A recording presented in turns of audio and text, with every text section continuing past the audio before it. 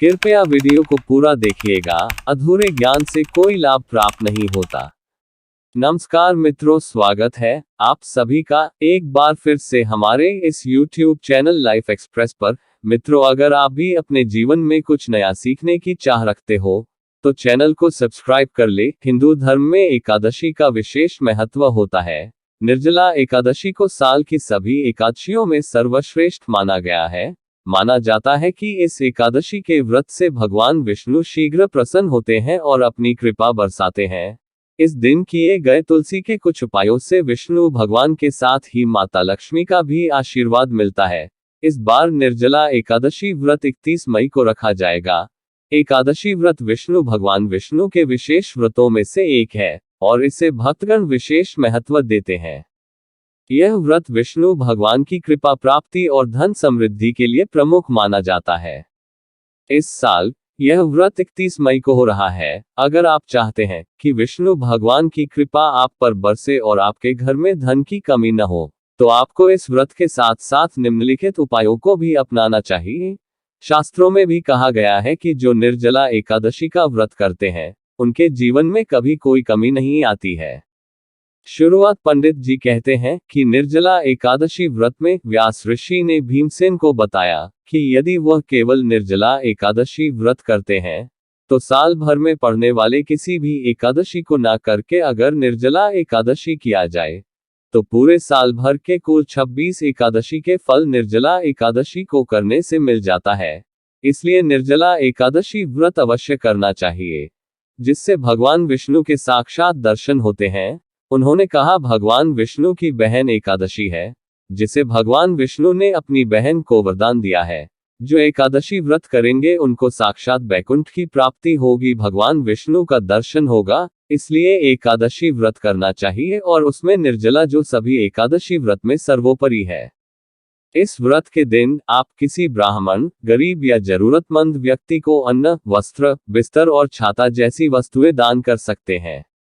यह धार्मिक कर्म है और आपको लाभकारी फल प्रदान कर सकता है। विष्णु भगवान की आराधना में मां तुलसी की पूजा भी महत्वपूर्ण है। निर्जला एकादशी के दिन व्रती भगवान विष्णु के साथ साथ लक्ष्मी स्वरूप तुलसी की पूजा भी करते हैं। इस दिन व्रती को दूध, दही, शक्कर आदि से पूजा अभिषेक करना चाहिए, जिससे भगवान की कृपा प्राप्त होती है। एकादशी और रविवार के दिन तुलसी के पत्ते नहीं तोड़ने चाहिए। इसे धार्मिक मान्यता में महत्वपूर्ण माना जाता है। यदि आप तुलसी की पूजा करना चाहते हैं तो आपको 3-4 दिन पहले पत्तों को तोड़कर उन्हें संग्रहित करना चाहिए या फिर झड़े हुए पत्तों का प्रयोग पूजा में करना चाहिए। निर्जला एकादशी के दिन दान करने से लाभकारी फल मिलते हैं। आप इस दिन भगवान विष्णु की पूजा के साथ साथ दान करेंगे, जिससे आपको सामाजिक और आध्यात्मिक उन्नति मिल सकती है। दान के रूप में आप गरीबों और जरूरतमंद लोगों को अन्न, वस्त्र, बिस्तर और छाता दे सकते हैं। इस व्रत के दिन आप किसी ब्राह्मण, गरीब या जरूरतमंद व्यक्ति को अन्न, वस्त्र, बिस्तर और छाता जैसी वस्तुएं दान कर सकते हैं। यह धार्मिक कर्म है और आपको लाभकारी फल प्रदान कर सकता है। विष्णु भगवान की आराधना में मां तुलसी की पूजा भी महत्वपूर्ण है। निर्जला एकादशी के दिन व्रती भगवान विष्णु के साथ साथ लक्ष्मी स्वरूप तुलसी की पूजा भी करते हैं।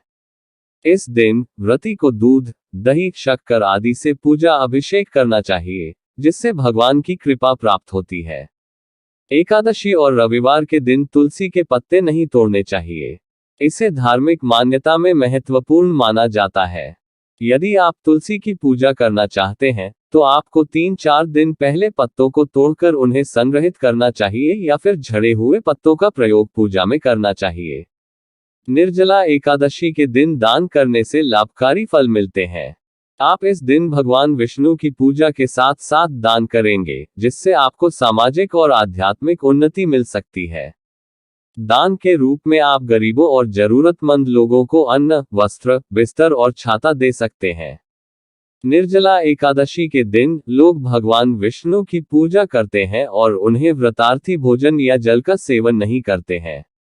इसे मान्यता से कहा जाता है कि इस व्रत को अनुष्ठान करने से व्रतार्थी की मनोकामनाएं पूर्ण होती हैं और उन्हें भगवान विष्णु की कृपा प्राप्त होती है। दोस्तों, अब हम आपको सबसे मुख्य उपाय बताने वाले हैं। निर्जला एकादशी के दिन तुलसी के पौधे में शाम के समय घी का दीपक जरूर जलाएं। साथ ही भगवान विष्णु के मंत्र का जप करें। 11 बार तुलसी के पौधे की परिक्रमा भी करें। इस उपाय से घर में यदि कलेश रहता है तो वह समाप्त हो जाता है और सुख शांति और खुशहाली बनी रहती है।